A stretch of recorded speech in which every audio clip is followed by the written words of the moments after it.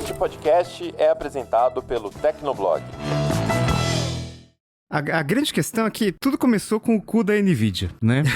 Então, quando apareceu o cu da NVIDIA, ele era muito incompreendido. Ninguém entendia muito bem por que aquilo estava sendo feito. Mas basicamente, essa tecnologia que chama CUDA, ela... A ideia básica... CUDA. Não, a quinta série, cara, não dá. K-U-D-A, é isso? Não, C-U-D-A. Mas é o cu da NVIDIA. Então, você...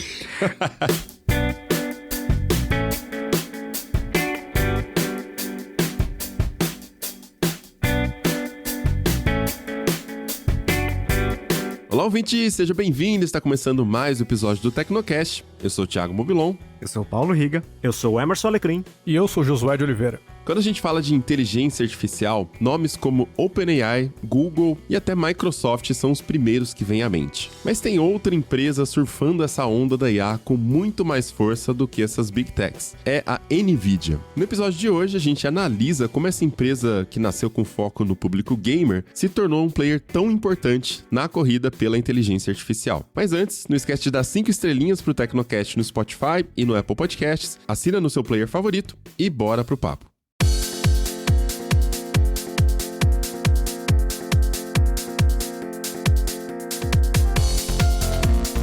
No mês de junho, a NVIDIA se juntou a um grupo de empresas avaliadas em $1 trilhão. Em apenas um dia, as ações da empresa valorizaram quase 30% depois que ela divulgou seus resultados financeiros. E com isso, ela ganhou $200 bilhões em valor de mercado. No ano, as ações da NVIDIA já subiram 181%. E o principal motivo disso é a expectativa ali do mercado sobre o boom da inteligência artificial. Enquanto grandes empresas estão nessa corrida do ouro, lançando os seus LLMs, a NVIDIA está vendendo picaretas, basicamente. Essa é a 7ª empresa americana a chegar nesse valuation. Algumas empresas de tecnologia desse grupo formam aquelas que a gente costuma chamar de Big Techs, que são a Apple, Microsoft, Alphabet e também a Amazon, né, Riga? E a NVIDIA é a primeira empresa de semicondutores que alcança esse valor mágico, né, de $1 trilhão. É interessante quando a gente pensa que a NVIDIA é a primeira empresa de chips a alcançar essa marca, porque não é a Intel, que é uma empresa que ficou 25 anos em uma liderança incontestável no mercado de chips, e não é a TSMC, que fabrica para todo mundo, inclusive para a NVIDIA, é a NVIDIA. Então, quando isso aconteceu, foi um pouco depois daquele dia em que a NVIDIA subiu 28%, 30% no mesmo dia. Bem impressionante. Mas tem várias coisas acontecendo ao mesmo tempo e que acabaram impulsionando o preço ali das ações da NVIDIA. A NVIDIA tá surfando nessa onda de inteligência artificial. Então, tá todo mundo falando de inteligência artificial, ChatGPT, a Google lançou o Bard recentemente no Brasil também, a Microsoft tem uma parceria muito forte com a OpenAI, então todas as grandes, a Meta deve lançar também, né? Então tá todo mundo falando disso. Se tem uma coisa que é muito bom pra treinar essas inteligências artificiais, são GPUs. E a NVIDIA, há muito tempo, ela detém essa liderança. Tem uma corrida muito grande, né? Chegou a faltar a placa de vídeo. Os gamers ficaram muito bravos, né? Porque um dos motivos para você comprar uma GPU é você rodar os seus jogos, por diversos motivos, inclusive mineração de criptomoeda, enfim. Tava muito caro. Gamer bravo com minerador bravo com gamer, basicamente. Né? E aí... O embate do século. E aí chegou a IA e aí todo mundo ficou bravo. Teve uma época até que o Elon Musk deu uma entrevista, ele proferiu uma frase que foi: olha, nesse momento, tá mais difícil você conseguir GPU do que drogas. Então... Um poeta. Mas tá tudo ligado ao fato também de que o número de fornecedores de GPU, ele é muito baixo, né? Então a gente tem a NVIDIA ali numa liderança muito grande, é uma dominação até um pouco maior, se a gente for pensar em GPUs nesse segmento aí do que Intel e AMD em CPUs, né? A NVIDIA realmente, há muito tempo, ela tem uma participação de mercado muito grande e assim, é a empresa que tá surfando justamente essa onda de agora, né? A AMD, ela tá botando o pezinho ali na água devagar, mas a NVIDIA tá falando muito disso. E tudo aconteceu ao mesmo tempo e nesses últimos 6 meses aí. Então é isso que tá por trás desse hype que a NVIDIA tá tendo nesse momento, né? A empresa que tá tornando possível que essa corrida pela IA aconteça, né? A gente até brincou no Tecnocast recente, tem essa briga entre Microsoft, Google e OpenAI e tal, né? Todo mundo brigando entre si, e a NVIDIA torce pela briga. Ela não tem favoritos, ela é tipo o senhor das armas, ela fornece pra qualquer um que precise.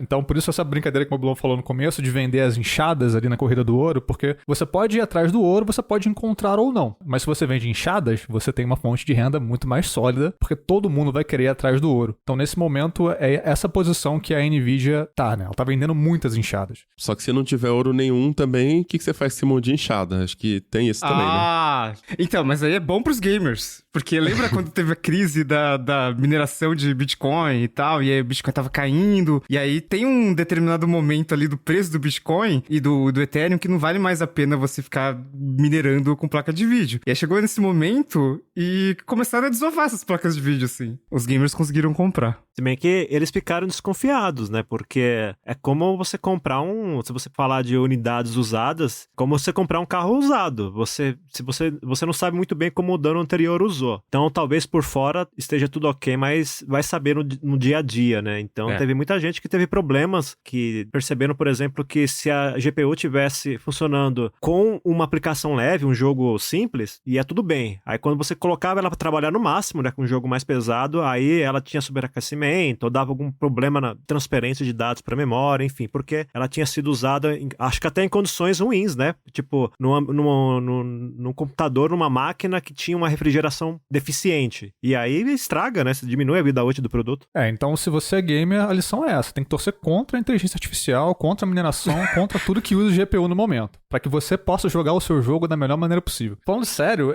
só para colocar um número aqui, só no atual trimestre fiscal é esperado que a NVIDIA tenha 11 bilhões em vendas. Isso é um recorde para a empresa, e essa previsão foi também um dos ingredientes que levou o mercado a ficar muito otimista e chegou aí nessa avaliação de 1 tri. Então é basicamente esse o contexto da chegada da NVIDIA ao seleto grupo de empresas que o mercado olha e fala, caramba, isso vale $1 trilhão.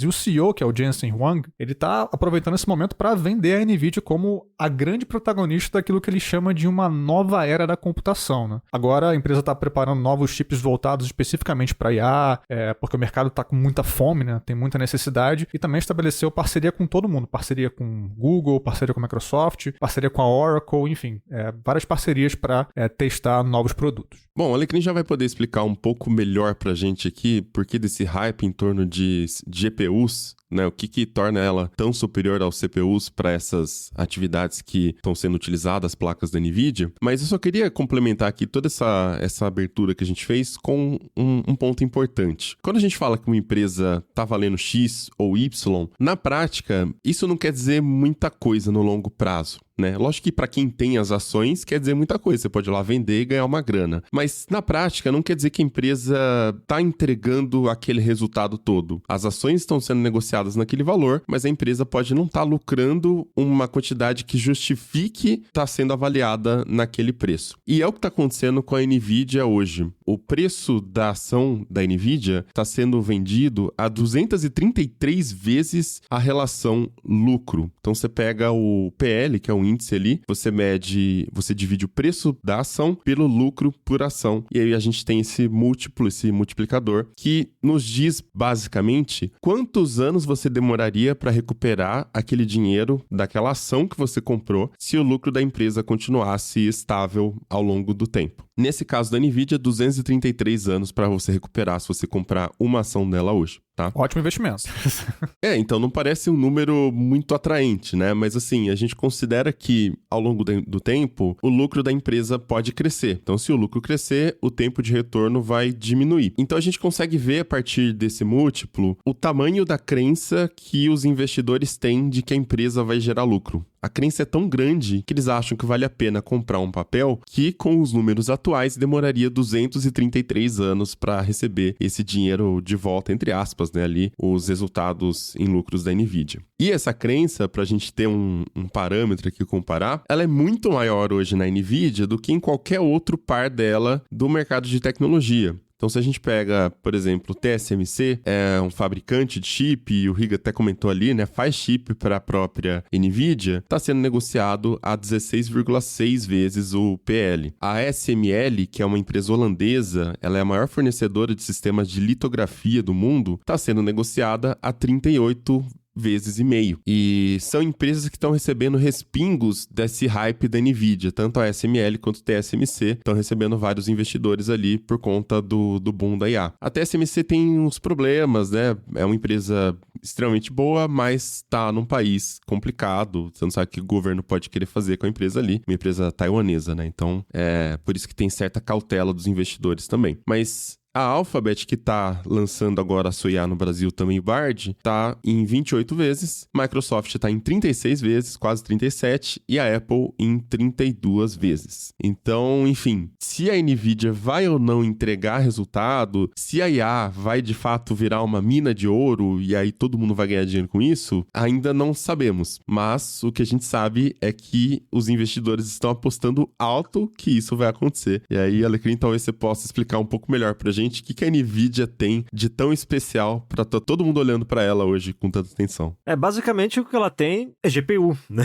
Tem uma frase, inclusive, que eles usam, acho que no blog deles, que é a seguinte: a CPU tem sido chamada de cérebro de um PC. A GPU é a sua alma. Né? E faz até que sentido, é um negócio meio romântico, mas faz até que sentido, porque assim, você pode ter um computador que não tem GPU, né? De repente você não precisa nem de interface gráfica de usuário, você consegue usar um DOS da vida ali, uma linha de comandos e já era. Mas se você coloca essa interface gráfica, se você coloca recursos gráficos, cara, você vai ter jogo, vai ter vídeo, cara, se transforma, o negócio se transforma a ponto de mudar toda a sua experiência, né? Mas isso é possível porque, assim, quando a gente fala de GPU, a gente está falando de um chip que segue o modelo de processamento paralelo de dados. O que isso significa? Que existe um grande número de núcleos, se não todos, a maior parte deles está realizando a mesma tarefa ao mesmo tempo. E essa dinâmica é um pouquinho diferente daquela que é seguida pelas CPUs, porque as CPUs foram desenvolvidas para realizar processamento sequencial, ou em série, né?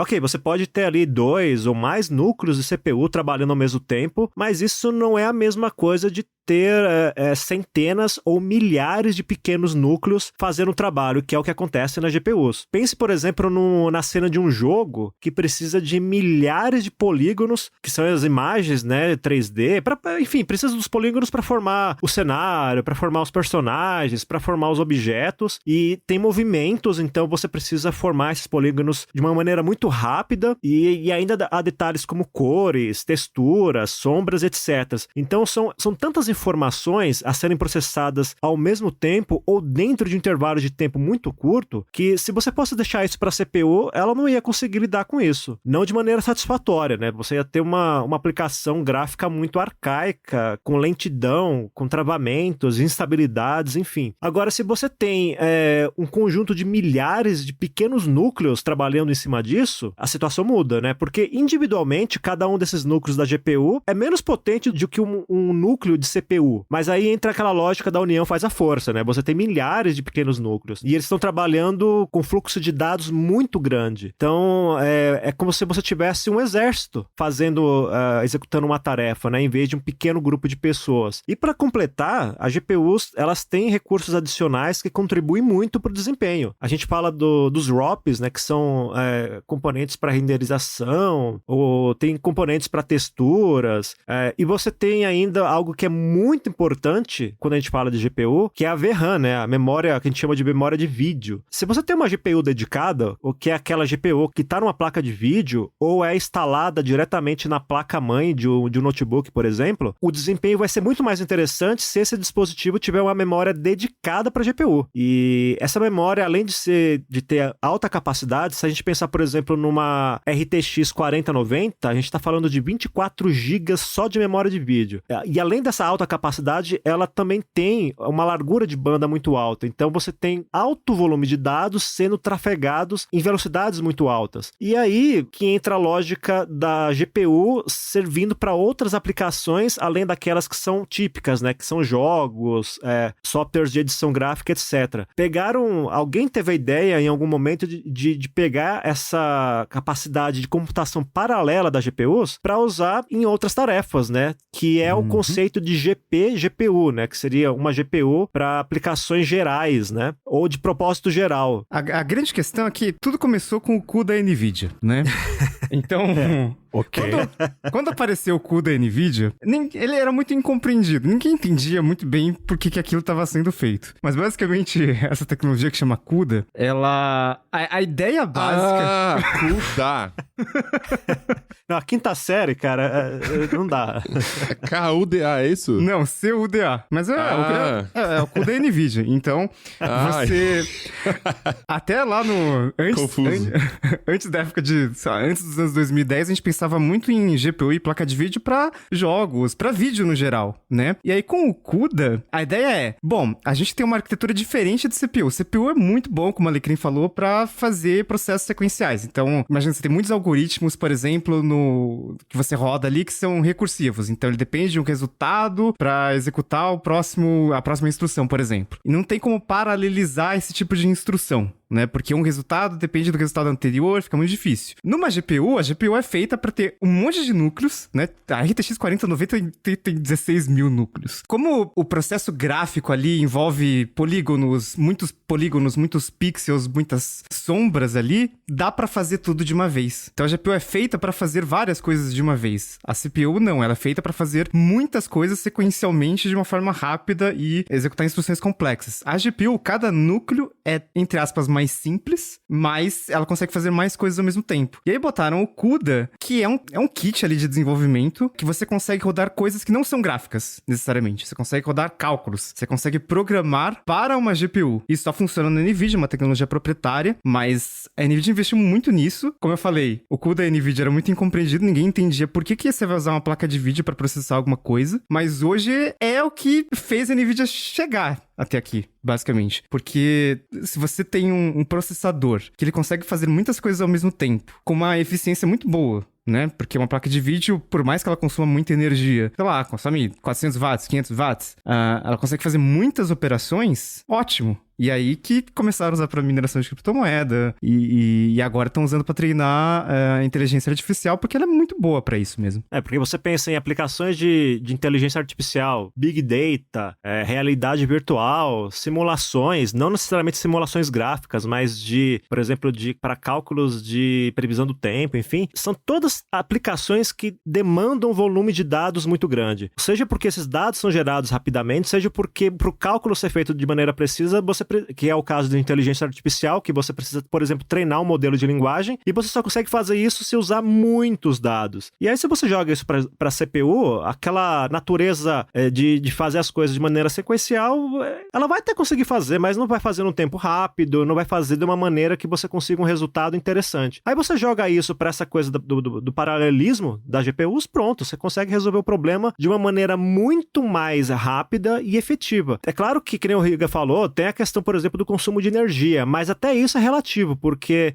beleza, a GPU vai gastar mais energia, só que ela vai fazer aquela carga de trabalho muito mais rapidamente. Então, você acaba compensando esse gasto de energia, porque você teve um pico de gasto, mas em compensação esse pico não durou muito. Então, você acaba tendo um equilíbrio interessante. Porque, assim, quando a gente fala de aplicações que são executadas pela GPU, outra parte muito importante é o software. Você tem que ter algoritmos que são otimizados para isso. Então, se você consegue pegar um algoritmo que vai aplicar a GPU de uma maneira ótima, ou seja, ele vai conseguir usar os recursos de uma maneira que não exista gargalos ou não exista exagero, né? Não existe desperdício de recursos, você consegue obter resultados muito bons, muito interessantes e evitando desperdício de energia, evitando que você tenha que ter mais núcleos ou mais GPUs, evitando até, às vezes, que você tenha que recorrer a outras soluções mais complexas, como virtualização. Então você pode dizer que o cu da NVIDIA tá valendo ouro, é isso?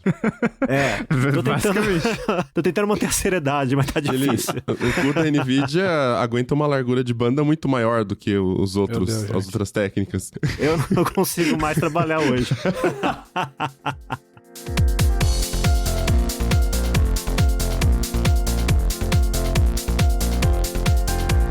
A gente já entendeu a parte técnica, né? E já entendemos também que a NVIDIA é a dominante nesse setor. A NVIDIA nasceu em 1993 e antes da NVIDIA, havia alguma outra empresa que fazia chips gráficos assim dedicados? Porque o domínio que ela tem agora parece resultado de uma construção de muitos anos. Mas lá no passado, quando ela começou a colocar no mercado esses chips que os gamers começaram a comprar para ter uma melhor performance nos seus jogos, tinha mais alguém competindo com ela lá atrás ou ela meio que foi pioneira nisso? Olha, uma empresa que eu lembro é a 3DFX. Só que ela surgiu ali mais ou menos na mesma época da NVIDIA, né? A história da NVIDIA é interessante porque, assim, ela de fato surgiu como uma empresa voltada para produtos gráficos, né? A gente tá falando aí da década de 1990, que a gente não tinha ainda essa coisa de gráficos elaborados que a gente tem hoje. Você tinha uma ideação, né? O pessoal já vislumbrava um cenário que você teria gráficos realistas, ou então pelo menos gráficos que seriam gerados sem aquela perspectiva 2D, né? Que era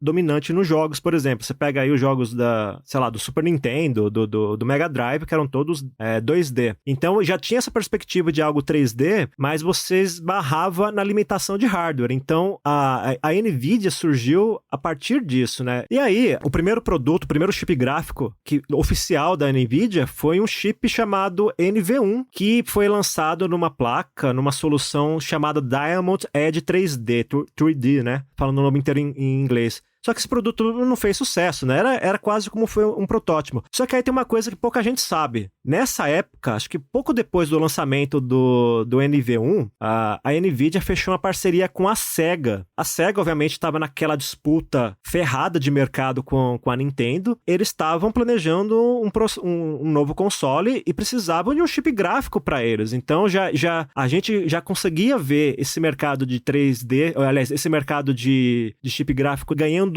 apelo já na década de 90, justamente por causa dos jogos. Só que teve um problema. A NVIDIA começou a fazer um projeto, acho que com mais ou menos 6 meses de projeto, eles perceberam que não era exatamente o ideal, porque naquela época a Microsoft já estava prestes a lançar o Windows 95 e o Windows 95 teria digamos assim, uma arquitetura para gráficos 3D que seria muito diferente daquele que a NVIDIA está trabalhando. E a NVIDIA falou assim, peraí, a Microsoft é um dos nomes mais fortes em sistemas operacionais. Se a gente faz um produto que não é compatível com o ecossistema dela, a gente vai falir. E naquela época a empresa era pequenininha, era praticamente uma startup. Então, eles tiveram uma decisão que foi assim, ousadíssima e corajosa, na verdade, que foi chegar na Arseg e falar assim pra eles, olha, é o seguinte, a gente tá nessa parceria, só que o produto que a gente tá desenvolvendo, ele não é um produto adequado, a gente trabalhou aqui numa estratégia incorreta e a gente quer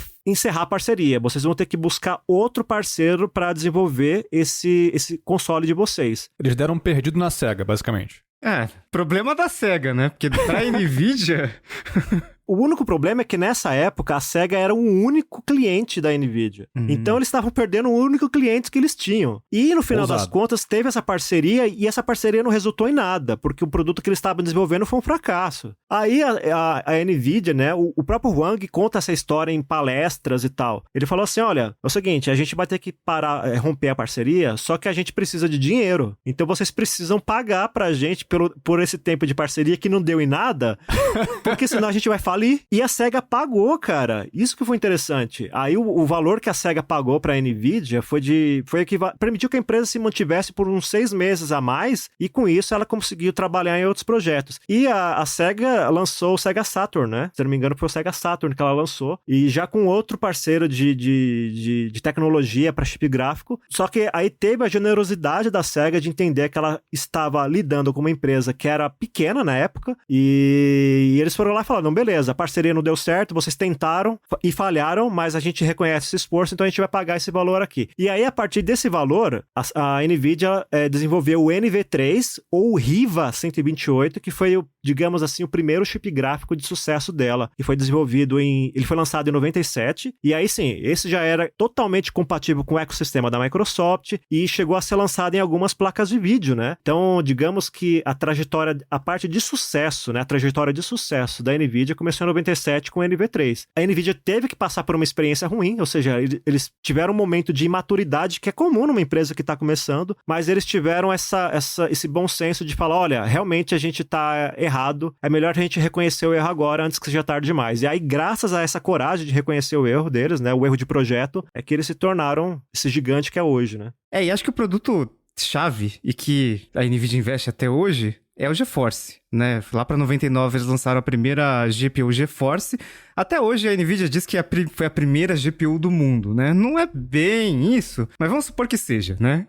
Porque foi a primeira GPU dentro de uma placa de vídeo ali que realmente influenciou o mercado e logo depois a NVIDIA fechou uma parceria com a Microsoft e os consoles, o primeiro Xbox tinha uma GPU da NVIDIA, então, né? Problema da SEGA, mas assim, a NVIDIA, ela acabou se dando bem no final das contas e é curioso isso até, né? Porque o Xbox, não que o Xbox tenha sido um grande sucesso, né? O primeiro Xbox. Mas o foco da NVIDIA em gráficos 3D, em games, era muito claro, né? Tipo, primeiro com essa parceria com a SEGA, depois a Microsoft ali no Xbox e tal. E hoje a NVIDIA meio que não liga tanto pra isso, né? Ela tem placas de vídeo muito potentes, ela tem um market share muito grande, mas em PCs, né? Então, todos os últimos consoles aí, tirando o Nintendo Switch, mas o Nintendo Switch é um caso meio à parte, usam GPU da AMD. PlayStation 5, PlayStation 4, Xbox Series X, Series S, Xbox One, enfim, é tudo GPU da AMD. Então, é interessante como teve essa virada ao longo do tempo e a NVIDIA, ela foi usando essa ideia de GPU de uma maneira mais ampla, né? Ela não se limitou a um nicho de mercado, porque tudo bem, assim, vender GPU pra gamer, mas é um mercado mais limitado, é um mercado menor.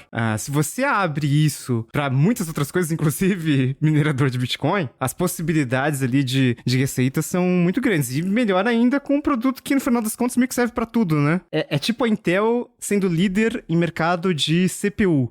Durante muito tempo, durante 25 anos, a Intel foi líder incontestável disso e CPU, no final das contas, serve pra basicamente tudo. E a NVIDIA veio com uma GPU para diversas tarefas, ela é muito melhor do que uma CPU e se aproveitou muito bem disso. E eu acho interessante também como tem o lance do acaso no meio disso tudo, né? Porque chips gráficos servem para vídeo, para games, e esse era o escopo inicial, né? Tanto que o mercado de games foi onde a NVIDIA navegou quase exclusivamente durante muito tempo, e foi isso que fez a reputação inicial da empresa. As demais aplicações meio que apareceram, assim. E aí, vejam só, a NVIDIA é a empresa que oferece as melhores soluções para essas coisas, né? Tem uma história que, enfim, não se sabe se é verdade ou não. Eu vi ela no podcast Hard Fork, que é o podcast de tecnologia do New York Times, que eles contam que o primeiro cara que começou a usar chips da NVIDIA para treinamento ali, para deep learning, meio que descobriu isso por acaso, porque o filho de um amigo dele estava usando uma GPU da NVIDIA para fazer uma outra coisa, que não era rodar jogo, mas esse garoto estava usando para alguma outra coisa e percebeu que, vejam só, o chip da NVIDIA vai tornar isso mais rápido. Então ele teve a ideia de,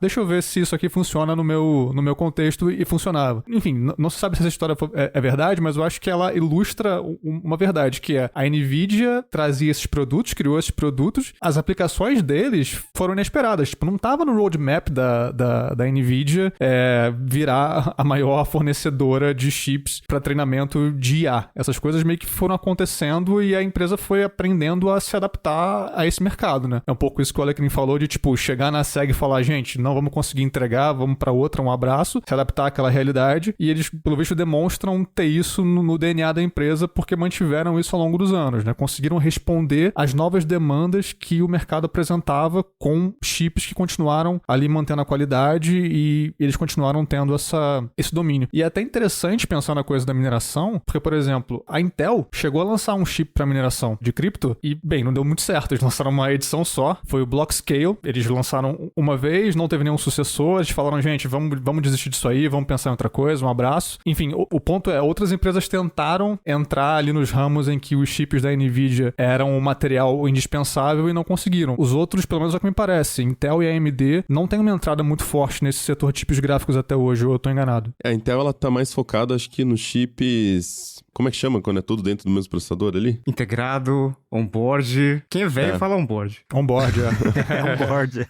Me lembrou o meu curso de montagem e manutenção de micros, onboard. Micro. Anos 2000. É que nos últimos anos também acho que a Intel tava ocupada com outras coisas, não com IA nem com gamer, né? Ela tava mais focada ali com o negócio principal dela que tava sofrendo ameaça dos chips da Apple. Então a Intel meio que tá equilibrando alguns pratinhos ao mesmo tempo. Não sei se ela tá tão preocupada em avançar nessa área. Mas só um ponto que eu queria comentar enquanto vocês estavam falando da NVIDIA e essa questão toda de tipo, opa, peraí, isso aqui funciona pra mais de uma coisa, né? Isso é uma característica que vai soar meio esquisito que eu vou falar agora, mas isso é uma característica de processadores digitais. Você tem ali uma arquitetura que, através de um software, você consegue processar diferentes tipos de aplicações. É lógico que tem aplicações específicas que se beneficiam de recursos específicos. O Riga tava brincando ali do CUDA da NVIDIA, né? O CUDA da NVIDIA, que ele traz melhorias também para essa parte de IA, mas eu já vi que tem até empresas, tem várias startups desenvolvendo processadores analógicos que são focados, obviamente por ser o analógico, ele tem uma aplicação específica, ele não é genérico, ele tem uma capacidade superior para processar a inteligência artificial naquela questão do custo por watt também, de você ter menos consumo, de você ter mais performance e tal, mas ele é focado especificamente nisso. Então, é uma coisa muito incipiente ainda, eu não consigo nem dar detalhes, eu vi uns documentários, uns vídeos no YouTube também sobre esse assunto, mas achei interessante porque hoje a gente tem essa situação onde a NVIDIA é a líder e ela tá aproveitando das tecnologias que ela tem para tirar mais proveito ainda dessas tendências do mercado. Mas nos próximos anos já tem novas tecnologias que podem assumir esse posto, pelo menos quando a gente fala de inteligência artificial, e aí também não sei se é muito a praia da NVIDIA. Nada impede também, né? Agora custando 1 trilhão, ela pega lá 5 ações dela e compra essas startups. Então... Basicamente, né? Eu acho que isso mostra também a capacidade da NVIDIA de se adaptar a esse cenário de muita demanda, enfim, É uma empresa que acabou se adaptando a dois grandes booms ali de GPU. Né? Primeiro essa questão de mineração de criptomoeda e agora todo mundo falando de IA. E é curioso quando a gente pensa que há uns 10 anos, lá para 2010, 2011, tinha muitos rumores de que a Intel poderia comprar a NVIDIA. E pra gente fazia todo sentido, né? Porque anos atrás a AMD tinha comprado uma empresa chamada ATI. A ATI foi a criadora das placas de vídeo Radeon e, enfim, hoje é tudo a AMD. E a Intel, ela não tinha uma empresa que fizesse GPUs de forma dedicada, placa de vídeo, como a AMD tinha, né? Porque ela tinha comprado a TI. Então, enfim, era muito normal. Sabe aquelas empresas que, putz, se uma comprar outra ou se uma fizer uma fusão, não vai ser uma surpresa, sabe? Porque parece que são empresas que trabalham de uma forma muito parecida e tal. Tipo, sei lá, se a Apple comprar a Disney amanhã, porra, faz todo sentido, assim. Pode ser, não será muito... surpresa, você ouviu primeiro aqui. É muito dinheiro envolvido, claro, uma grande transação, é um grande negócio ali, mas são empresas que você percebe que tem alguma coisa ali. No caso da AMD, até a cor era a mesma, né? É verdade. Os dois eram... É verdade. E hoje tá mais fácil a NVIDIA comprar a Intel, né? Fazendo uma troca de ações ali, a NVIDIA vale 8 vezes a Intel, né? Obviamente, assim, muito difícil a Intel aceitar qualquer transação nesse sentido, mas hoje, se a gente for ver os números ali de ações, é o que aconteceria. E a NVIDIA, como a gente falou, né? Era uma empresa muito focada nesse negócio ali de games ali, né? De placas de vídeo pra vídeos e gráficos no geral. E assim, a líder de mercado de GPU nunca foi a NVIDIA. A líder de GPUs durante muito tempo foi a Intel. E tudo bem que eram coisas diferentes, assim. A NVIDIA vendia a GPU dentro de uma placa de vídeo e tal. Sim, e a sim. Intel, ela tinha muito... Antigamente, você tinha a GPU na placa-mãe, né? No chipset ali. Na época dos Intel GMA 3100, aquelas GPUs bem ruinzinhas ali e tal. Mas depois, com o tempo, a própria Intel foi melhorando as suas próprias GPUs. Pelo fato de vender muito processador, pelo fato de vender muito chipset. Pra placa-mãe, ela naturalmente era líder em unidades ali. A Intel acabou indo mais pra esse lado da computação pessoal mesmo, né? Esse lado de que ela era muito forte, ela gastava muito dinheiro em marketing com isso, e acabou que as GPUs da Intel, elas ficaram muito pra esse negócio, assim, de sabe, é bom o suficiente pra você fazer essas coisas ali, assistir um vídeo, né, com uma eficiência maior ali, com um codec novo, assistir um vídeo em 4K, ou rodar um joguinho básico ali e tal. Se a Nvidia continuasse focando só em, vamos vender placa de vídeo pra gamer, eu não sei se ela estaria aqui hoje, né, porque se ficasse restrito esse mercado, porque hoje, né, hoje a própria Intel tem uma marca ali de GPUs, enfim, e tá tentando pegar um pouco desse mercado da Nvidia que tá em alta mesmo. Não estaria, mas acho que a própria AMD, quando ela fez a aquisição da ATI e lançou as APUs, as primeiras APUs, eu até fui no evento em São Paulo de lançamento, foi no teatro da Casper Libra ali, e eu lembro deles mostrando comparativos de performance do processador, no caso da APU da AMD, com os chips mais poderosos da Intel na época. E você saía de lá, tipo assim, nossa, vai mudar o mercado, porque basicamente o que eles fizeram pegou toda essa tecnologia que você tem para GPU e liberou os núcleos para processar também o sistema. Então você via aquela performance magnífica e esse é o futuro dos processadores, né? Sair dali com essa impressão.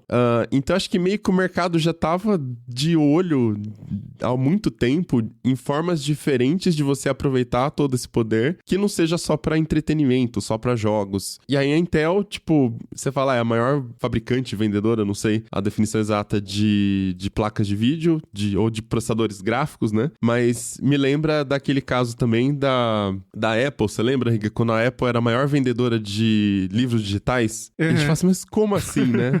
E é porque tava ali dentro do iTunes, do iPhone, enfim.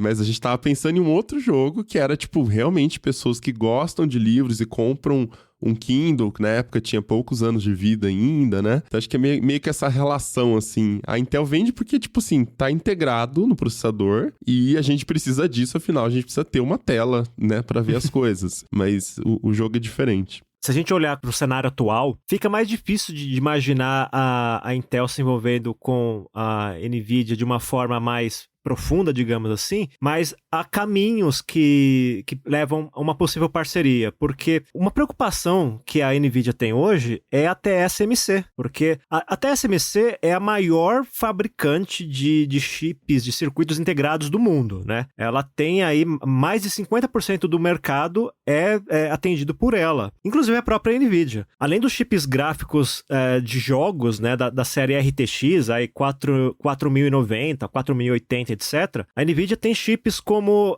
o A100, o H100, A800, o H800, que são focados justamente em alto desempenho para aplicações profissionais. São GPUs que você pode até usar para jogar, mas eles são voltados a atividades profissionais. Pega como exemplo o H100. Ele tem um pouco mais de núcleos CUDA da NVIDIA.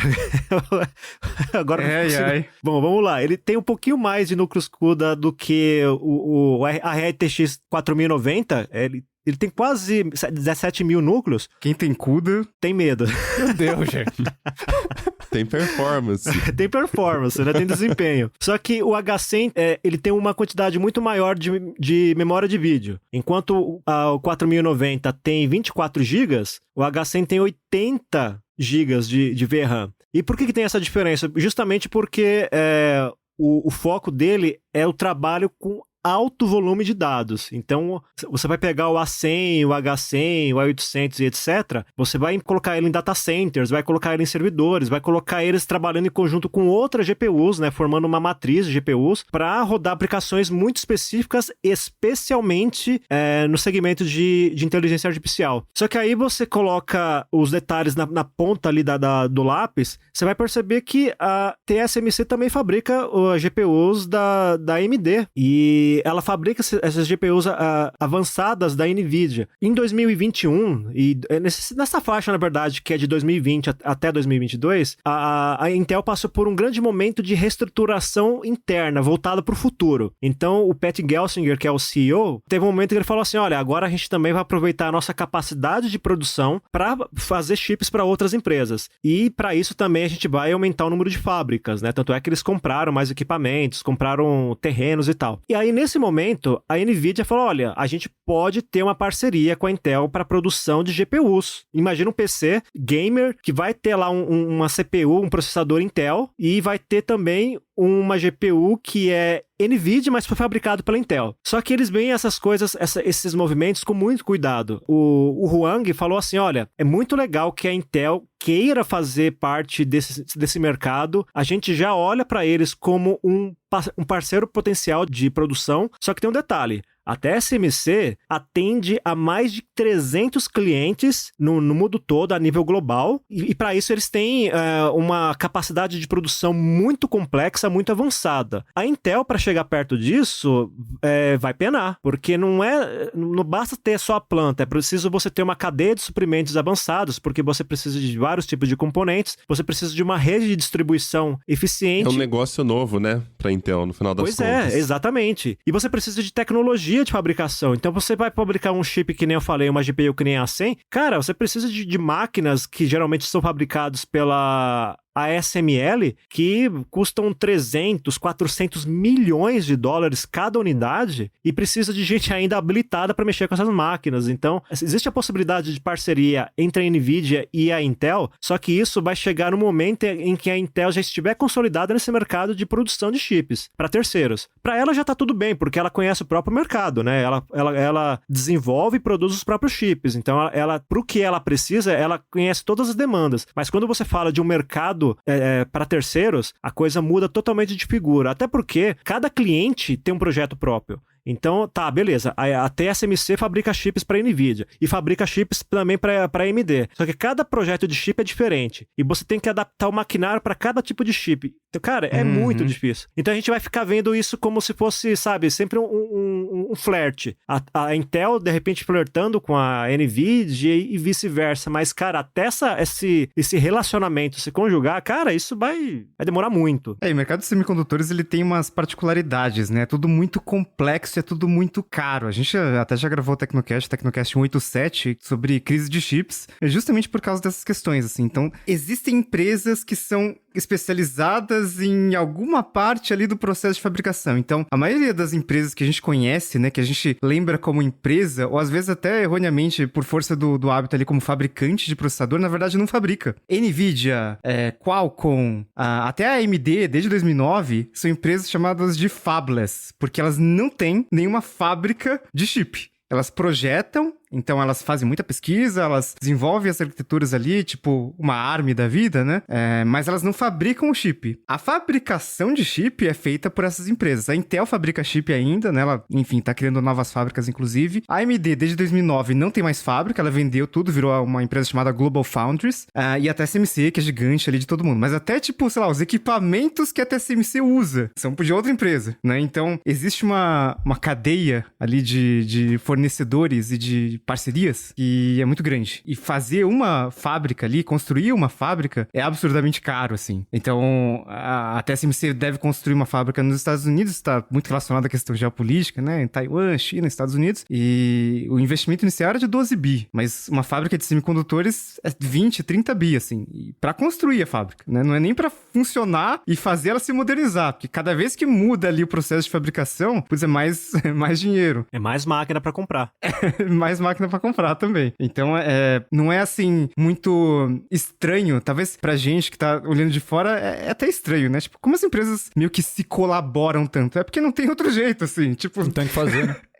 Se não tiver uma TSMC, bicho, como é que você vai fabricar os chips? Vai mandar pra Intel, né? Tipo, é complicado assim mesmo. Isso acho que gera uma reação em cadeia que vai pegando todo mundo, né? Tipo, é difícil você desenvolver tecnologia, depois é difícil você projetar, é difícil você fabricar. É um mercado que tem pouca gente fazendo as coisas, isso também vai acabar redundando num preço caro do produto final, né? Tipo, Alecrim, não sei se eu vou falar bobagem, mas é o A100 da NVIDIA, que é uma GPU que custa, sei lá, pra casa de 50, 100 mil dólares. Eu não tenho certeza sobre preços, mas a NVIDIA, ela tem GPUs caras nesse nível assim, porque geralmente ela não vende a GPU, ela vende o sistema, né? Então vai junto, né? Vai junto uma série de coisas, inclusive suporte, né? Porque assim, a NVIDIA, ela se diferencia no mercado não só por fornecer as GPUs, mas também porque ela participa ativamente do desenvolvimento de projetos de inteligência artificial, de computação nas nuvens e etc. Para pegar um exemplo, tem uma empresa israelense que eu não vou lembrar o nome, mas ela está desenvolvendo, acho que começou ou no ano passado, foi agora em 2023, não lembro exatamente, mas ela está desenvolvendo um supercomputador chamado Israel 1. Esse supercomputador, o desenvolvimento dele está sendo liderado pela NVIDIA e quando ele for finalizado, ele vai ter desempenho de até 8 exaflops. Um exaflop é equivalente a 1 quintilhão de cálculos por segundo. Quanto zero, Giga? Ó, 3, Eu ia 6, fazer essa 9, pergunta. 12, 15, 18. 18 zeros seguidos depois do 1. Cara, é muita coisa. E, obviamente, que ele vai ser focado em inteligência artificial, né? Então, a NVIDIA tem... Essa é outra carta na manga da NVIDIA. Ela não simplesmente...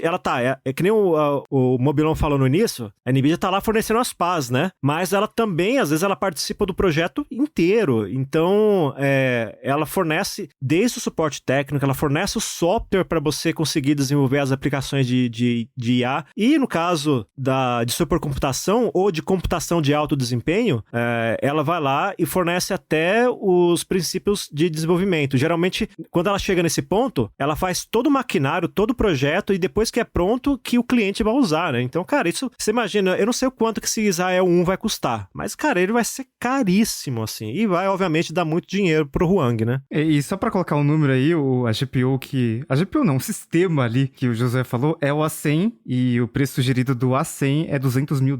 199 mil, mas acho que Caraca. não precisa voltar o troco também, né? Muito dinheiro. Ou seja, R$1 milhão, né? É isso aí.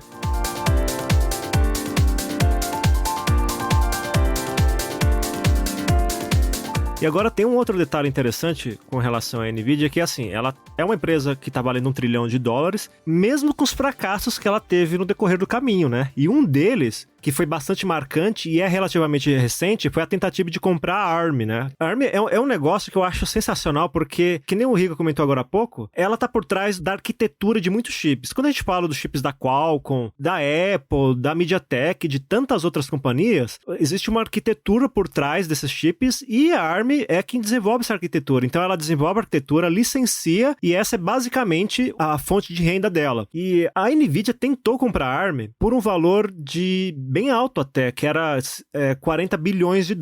E isso é que ela não conseguiu comprar porque, assim, ela sofreu muita pressão do mercado. Aí Porque ninguém deixou, basicamente, né, cara? Porque, assim, eu até entendi essa pressão do mercado. Não que necessariamente concorde com um ou com o outro, mas é porque eu entendo essa pressão, porque, você imagina, se de repente a Qualcomm deixa de licenciar a tecnologia da ARM, a Qualcomm deixa de existir quase, ela não vai conseguir produzir chips. Aí a mesma coisa para Microsoft, para o Google, que tem ali os chips próprios, que eles desenvolvem principalmente para aplicações de servidores, né, para as tecnologias de inteligência artificial e nuvens deles.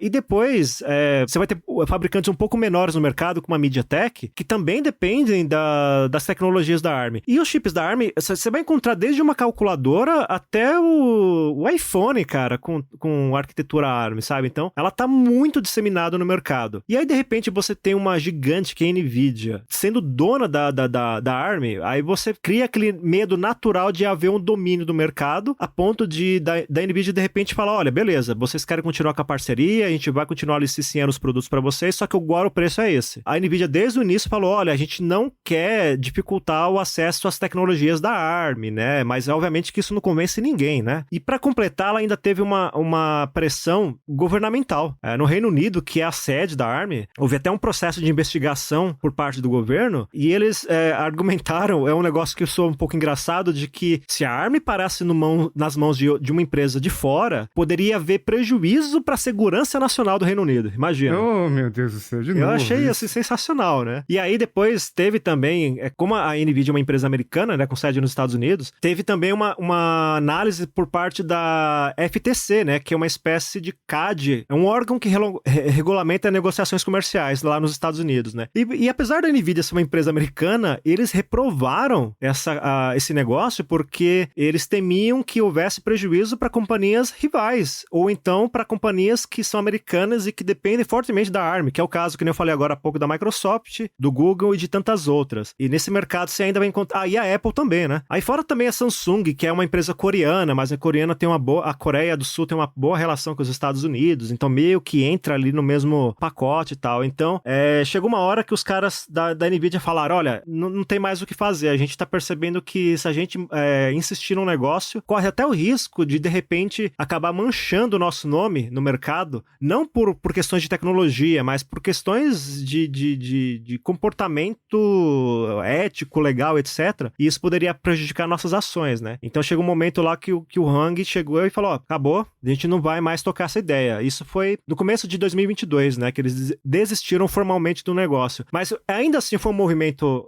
legal, porque a NVIDIA saiu como uma certa prepotência, eu diria assim, porque eles falaram, olha, a gente tentou comprar a ARM e a gente só não conseguiu porque os outros não deixaram, mas a cacique para isso a gente tem, né? Tanto é que o negócio não foi para frente, mas assim, ela não teve nenhum prejuízo grande no mercado de ações, né?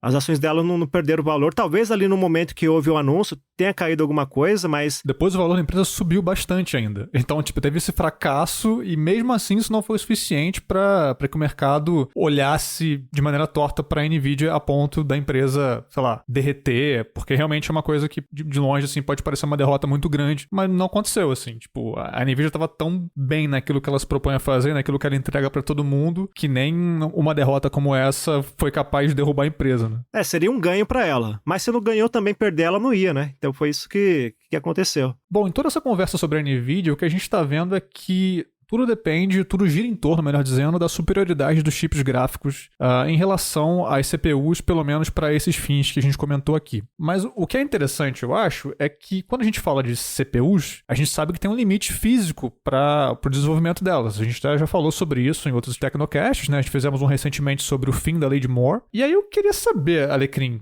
existe alguma coisa parecida para chips gráficos ou, tipo assim, o céu é o limite e vai ter sempre como melhorar e lançar coisas ainda mais sinistras e robustas para essas aplicações aí de alta performance? É um lance meio o céu é o limite, porque você tem um conjunto de caminhos que você pode seguir quando você desenvolve uma GPU. Então você pode aumentar simplesmente a quantidade de núcleos, você pode fazer sistemas integrados, ou seja, acho que a própria, não sei se foi a AMD ou a NVIDIA que fez um tempo atrás uma placa que tinha 2 GPUs, e você pode apostar em... Porque assim, a gente tem os núcleos, né, aqueles pequenos núcleos que são os principais elementos da GPUs, mas você tem uma série de outros componentes que complementam, né? Inclusive componentes voltados à inteligência artificial. Então, o grande lance da GPU não é exatamente... É claro que o hardware importa, mas a aplicação importa ainda mais, né? Então, a forma como você vai pegar um software e jogar por cima da GPU vai fazer mais diferença. Basta a gente pensar, por exemplo, que...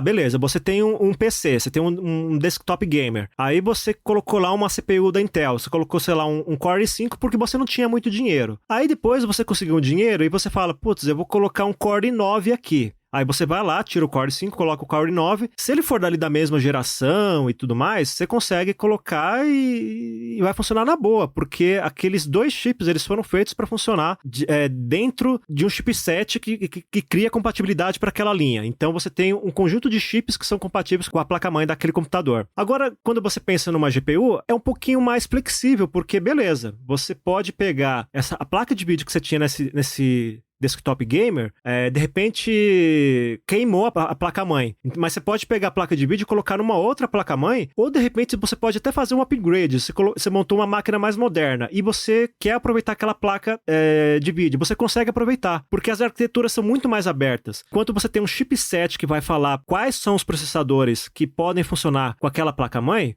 quando você tem uma GPU, você tem uma abrangência maior, porque basicamente o que você precisa é de um slot PCI Express. Então, se você tem uma limitação de hardware, você tem muito mais flexibilidade para buscar uma solução para isso, né? É claro que você também tem essas preocupações sobre o grau de litografia do chip, né? Você vai ter os nanômetros ali também em GPU, mas a coisa não é tão preocupante quanto numa CPU, porque você entra naquela coisa da computação paralela que eu falei agora há pouco. Então você vai lá, você consegue dar um jeito. Beleza, você tem um limite aqui de núcleos, você aumenta a quantidade de núcleos. Não dá para aumentar a quantidade de núcleos, você aumenta a quantidade de núcleos de inteligência artificial ou de componentes especializados em texturas e assim por diante, né? Então até existe um limite, mas, cara, de modo geral, se você tiver um bom software rodando sobre a GPU, cara, a coisa vai andar muito bem. Tanto é que tem outras companhias tentando seguir mais ou menos o caminho da NVIDIA. A AMD, por exemplo, ela criou um chip chamado MU300. Na verdade, ela já tinha um chip anterior chamado eu não sei se é MI ou MU, é MI, o MI 250. E aí, ele funciona no mesmo princípio, você consegue colocar ele em aplicações de inteligência artificial e tal. Só que você tem uma defasagem tecnológica nesse chip. Então, por exemplo, ele tinha cerca de 80% do desempenho do A100 da NVIDIA. Aí depois a AMD lançou o MI300. Só que o MI300, ele é inferior ao H100 da NVIDIA. Quer dizer, você tem tantas saídas, mas o que importa, na verdade, é o contexto tecnológico. Porque a NVIDIA está sempre um passo à frente porque ela conheceu tão bem esse mercado que, de certa forma, ela manda nele e aí ela desenvolve os softwares para você conseguir criar aplicações de inteligência artificial. Ela desenvolve o hardware e aí, se tem alguma limitação, ela consegue montar um mercado de uma forma que é assim, beleza, a gente está com essa limitação, então vamos colocar essa solução no mercado. Como a gente é líder, a gente consegue segurar um tempo até que a gente consiga superar essa limitação e lançar esse novo produto no mercado. Então é por isso que ela está sempre à frente da AMD e de outras empresas que tentam cair nesse mercado, né?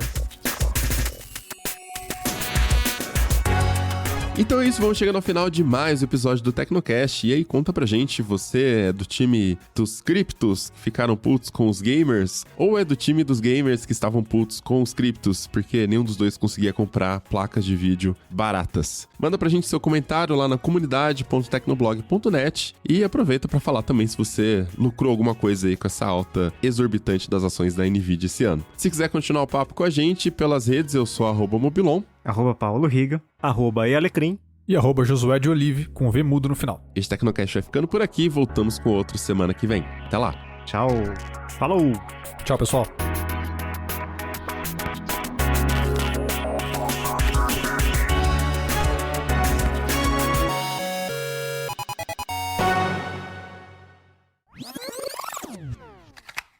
E este Tecnocast foi produzido pelo José de Oliveira, foi editado e sonorizado por Ariel Libório e a arte da capa é do Vitor Pada.